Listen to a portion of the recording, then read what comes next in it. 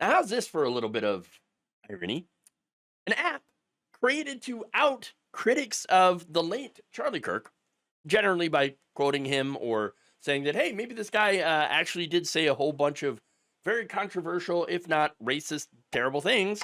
And then basically posting those quotes that gives you that labels you a critic of Charlie Kirk apparently when you quote him in context. But anyway, uh, an app that was specifically meant to tattle on those people accidentally exposed the people who had signed up to be users of this app. Okay, now it is called Cancel Date. Once again, I thought they were supposed to be against cancel culture, but apparently they love cancel culture. So that's that. But that was launched on September 10th with the aim to, quote unquote, hold individuals accountable for their public words. Cancel culture. That's it. Cancel culture. But anyway, the purpose of this app, they said, was to invite users to express concern, i.e., tattle, and submit intel, tattle, on alleged offenders.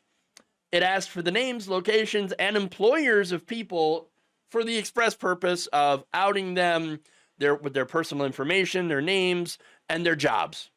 Okay, to get them fired. In fact, the app stated that it had a specific interest in targeting doctors, medical professionals, nurses, whatever. And not just them, but public officials, business owners, entertainers, influencers, oh no, teachers, and education administrators. So, I mean, that's a pretty big group of people, okay, that they want to tattle on. Sweet. Now, according to Straight Arrow News, this app, which required users to submit their own personal data, ended up, oopsie, leaking that data everywhere. I mean, it's just a data spill. Gone. Everywhere. It's everywhere. We're slipping in the data here. Okay? Slip and fall. Got to put up one of those signs, you know. Be careful. You might slip on this data. It's leaking everywhere. All right? Well, not anymore because apparently it has been removed from download. So you can't download it no more.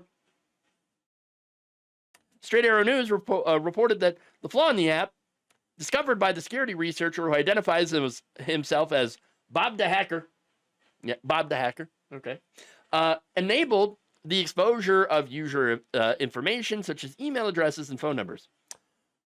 He said, although email addresses were included in profile bios by default, seemingly unbeknownst to many of the platform's users, the data could still be exposed even if privacy settings were enabled to keep it hidden. Oops. After reporters reached out to the app, it disappeared from the internet. Gone. It is gone. Gone. Okay. How ironic that here you have an app that was created to snitch on people for saying mean things about Charlie Kirk, to snitch on them, to expose them, ended up exposing the personal information of their own users. Oops. Oops. Yeah. Now, look, that said, while this failed, okay, there have been plenty of people that have faced retaliation, okay, from the right's cancel culture crusade. According to the American Association of University Professors, at least 60 professors and teachers have faced retaliation due to comments they made about Charlie Kirk. Faculty first responders said that they had reached out to about 35 academic workers in the past week, most of them professors, whose comments about Mr. Kirk have been spread around right-wing media, according to Heather Steffen. Now, the app website had promised, we do not seek revenge or mob justice. No, the goal is transparency.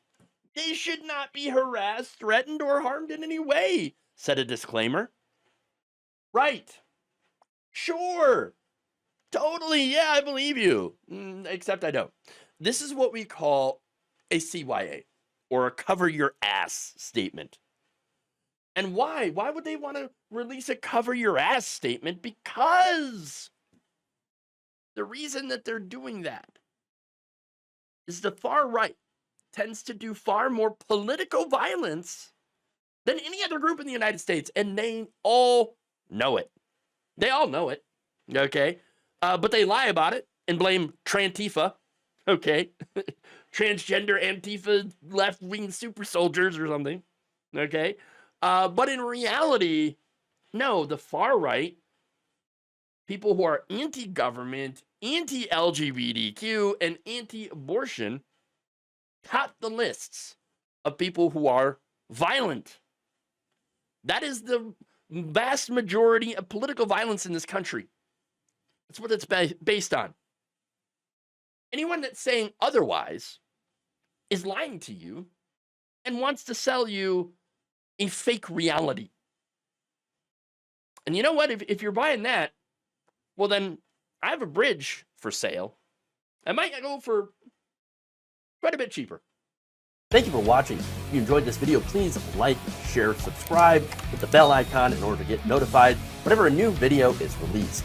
And if you want to support independent, progressive media through this difficult time where it seems like everybody is shutting down, you can become a member on our YouTube page, you can become a subscriber on Facebook, or you can go to my Patreon.